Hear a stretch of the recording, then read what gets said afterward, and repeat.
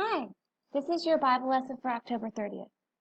Then Israel sang the song, Spring up, O well, sing ye unto it. Numbers 21:17. Famous was the well of Beer in the wilderness, because it was the subject of a promise.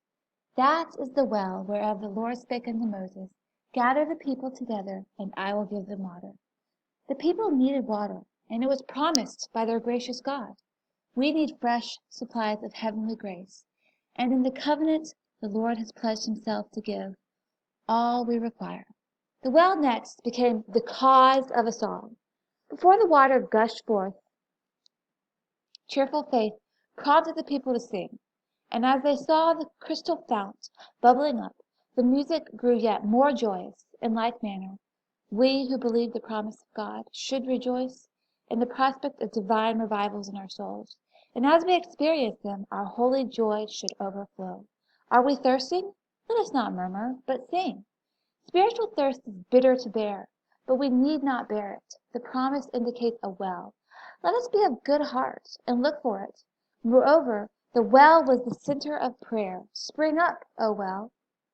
What God has engaged to give, we must inquire after, or we manifest that we have neither desire nor faith. This evening, let us ask that the scripture we have read in our devotional exercises may not be an empty formality, but a channel of grace to our souls. Oh, that God, the Holy Spirit, would work in us with all his mighty power, filling us with all the fullness of God. Lastly, the well was the object of effort. The nobles of the people digged it with their staves.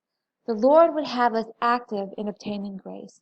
Our staves are ill adapted for digging in the sand, but we must use them to the utmost of our ability. Prayer must not be neglected. The assembling of ourselves together must not be forsaken. Ordinances must not be slighted. The Lord will give us his peace most plenteously, but not in a way of idleness. Let us then bestir ourselves to seek him in whom are all our fresh springs.